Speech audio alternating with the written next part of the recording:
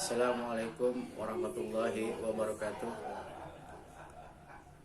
Apa kabar anak-anakku kelas 9 Madrasah Sanawiyah Nurul Falah Arman. Semoga kalian dalam lindungan Allah Subhanahu wa taala.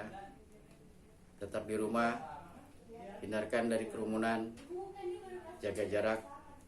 Semangat terus untuk belajar walaupun kita dipisahkan dengan jarak. Mari kali ini kita akan melanjutkan pertemuan kita yang lalu tentang perkembangbiakan. Sebelum kita mulai, terlebih dahulu kita lisankan, kita lafazkan dengan mengucap Bismillahirrahmanirrahim. Perkembangbiakan secara generatif, seksual. Perkembangbiakan generatif merupakan perkembangbiakan yang terjadi melalui pertemuan antara gamet jantan dan gamet betina. Adanya peleburan antara sel gamet jantan dan gamet betina mengakibatkan keturunan yang diperoleh memiliki sifat yang bervariasi. Perkembangbiakan generatif pada angiospermae diawali dengan pembentukan sel kelamin jantan dan betina pada tumbuhan. Selanjutnya terjadi penyerbukan, yaitu peristiwa menempelnya serbuk sari di kepala putik. Jadi, proses penyerbukan melibatkan bunga yang merupakan organ reproduksi generatif tumbuhan. Angiospermae. Setelah itu terjadi pembuahan antara sel gamet jantan dan gamet betina. Untuk memahami lebih jauh, kita simak di bawah ini. 1. Bagian-bagian bunga. Bunga terdiri atas tangkai bunga, dasar bunga, perhiasan bunga, dan alat kelamin bunga. Perhatikan gambar di samping, yaitu gambar 2-3. Dasar bunga dan tangkai bunga merupakan bagian bunga yang berfungsi sebagai penyangga bagian-bagian bunga lainnya. Reseptakel merupakan ujung tangkai yang bermodifikasi menjadi tempat melekatnya kelopak. Mahkota, benang, sari, dan putik perhiasan bunga merupakan bagian bunga yang umumnya berbentuk lembaran yang berkelopak bunga dan mahkota bunga. Alat kelamin bunga terdiri atas benang sari dan putik. Benang sari merupakan alat kelamin jantan, sedangkan putik merupakan alat kelamin betina. Benang sari tersusun atas tangkai sari dan kepala sari yang terdiri atas kantong serbuk sari. Kantong serbuk sari merupakan tempat pembentukan dan pematangan serbuk sari. Apabila telah matang, kantong serbuk sari pecah dan serbuk sari akan keluar. Adapun Adapun putik merupakan alat kelamin betina. Putik tersusun atas kepala putik, tangkai putik, bakal buah, dan bakal biji. Kepala putik merupakan bagian yang berfungsi menangkap serbuk sari. Kepala putik mengandung zat perekat agar serbuk sari yang menempel tidak mudah terlepas. Kalian telah mempelajari bagian-bagian yang berperan sebagai organ reproduksi. Kita coba lihat di sini, kita amati organ reproduksi pada tumbuhan secara langsung. Tolong di sini ada organ reproduksi pada berbagai jenis bunga. Nah, ini salah satunya. Kalau kalian praktekkan, peserta didik ini kalian mampu mengidentifikasi organ reproduksi pada berbagai jenis bunga setelah melakukan kegiatan berikut. Memang kita lihat di sini ada alat dan bahan berbagai jenis bunga, bunga pukul 4, kembang sepatu, mawar, lili, dan waru. 2 luf, 3 kertas manila, 4 alat tulis, 5 pensil. Ini kalau kita mau praktikum. Nah, cara kerjanya, amati bagian-bagian bunga pada setiap jenis bunga menggunakan lup. Setiap kelompok melakukan pengamatan terhadap jenis bunga yang berbeda. Kita lakukan pengamatan dengan sikap teliti karena bagian-bagian bunga berukuran kecil. Setelah itu 2, Gambarlah bagian-bagian bunga tersebut pada kertas manila dan teori beri warna. 3. Tuliskan keterangan serta fungsi bagian bunga tersebut, terutama bagian yang berfungsi sebagai organ reproduksi. 4. Bandingkan hasil pengamatan kelompokmu dengan kelompok lain. 5. Presentasikan hasil di depan kelas kalau kita sudah ketemu nanti ya, pergantian untuk setiap kelompok. Nah, terus kita buat atau kita kumpulkan secara kita resume.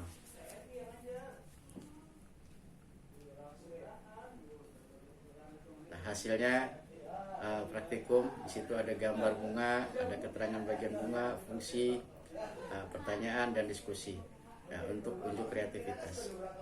Kita lanjutkan. 2. Penyerbukan. Penyerbukan adalah peristiwa menempelnya serbuk sari pada kepala putik. Penyerbukan dapat berlangsung secara alami dan buatan. Tumbuhan memerlukan faktor peratara dalam melakukan penyerbukan. Penyerbukan dapat dibedakan berdasarkan faktor perantaranya dan berdasarkan asal serbuk sari yang jatuh pada kepala putik. Berdasarkan faktor perantaranya, penyerbukan dibedakan sebagai berikut. A. Anemogami. Anemogami adalah penyerbukan dengan bantuan angin. Ingat ya, beberapa tanaman yang melakukan penyerbukan dengan bantuan angin, misalnya jagung dan padi. Ciri-ciri bunga penyerbukannya dilakukan dengan bantuan angin sebagai berikut. 1. Biasanya tidak memiliki nektar. 2. Serbuk sari halus dengan jumlah serbuk sari banyak dan kering sehingga mudah diterbangkan angin. 3. Putiknya memiliki kepala putik yang besar, permukaannya yang luas, serta dilengkapi dengan bulu perekat sehingga mudah menangkap serbuk sari. 4. Tangkai sari panjang dan menjulur keluar. B. Hidrogami. Hidrogami adalah penyerbukan dengan bantuan air. Penyerbukan ini hanya terjadi pada tumbuhan yang hidup di air, misalnya Hydrilla verticulata. C. Zoidiogami. Zoidiogami adalah penyerbukan dengan bantuan hewan. Penyerbukan ini dibedakan berdasarkan jenis hewan perantara. Beberapa jenis penyerbukan melalui perantara hewan sebagai berikut. Entomogami adalah penyerbukan yang berlangsung dengan bantuan serangga. Ciri-ciri bunga yang penyerbukannya dibantu oleh serangga adalah memiliki warna yang menarik serta serbuk sari sangat lengket sehingga mudah melekat pada kaki serangga, sebagai contoh bunga mawar. Ornitogami adalah penyerbukan yang berlangsung dengan bantuan burung, misalnya burung penghisap madu dan burung kolibri. Bunga yang penyerbukannya dibantu oleh burung biasanya memiliki nektar dalam jumlah banyak dan memiliki mahkota berbentuk trompet. Sebagai contoh, bunga dadap. 3. Chiropterogami. Ini adalah penyerbukan yang berlangsung dengan bantuan kelelawar. Bunga penyerbukannya dilakukan oleh kelelawar, merupakan bunga yang memiliki nektar dan mekar pada malam hari, misalnya tanaman kaktus. 4. Malakogami adalah penyerbukan yang berlangsung dengan bantuan siput. Tumbuhan yang penyerbukannya secara malakogami memiliki bunga yang letaknya tersembunyi. Bunga berbentuk memanjang tanpa mahkota serta putik tersembunyi di dalam kelopak. Tumbuhan penyerbukan dibantu siput adalah bunga Rhodea javanilii. D. Antrofogami adalah penyerbukan dengan perantara manusia. Tanaman yang penyerbukannya dibantu manusia biasanya merupakan bunga berumah dua. Artinya dalam satu pohon hanya terdapat bunga jantan atau bunga betina dan tidak memiliki perantara dalam melakukan penyerbukannya.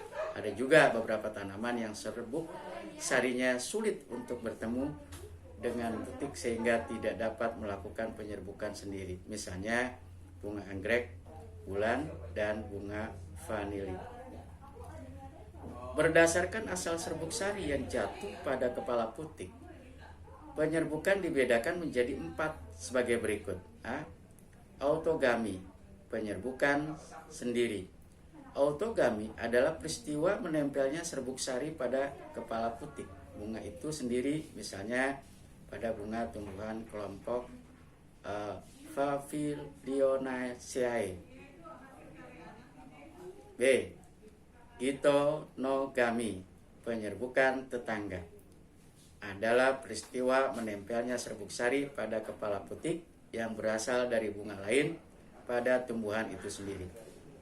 C. Alogami, penyerbukan silang. Alogami adalah peristiwa menempelnya serbuk sari pada kepala putik yang berasal dari tumbuhan lain tetapi masih sejenis. D.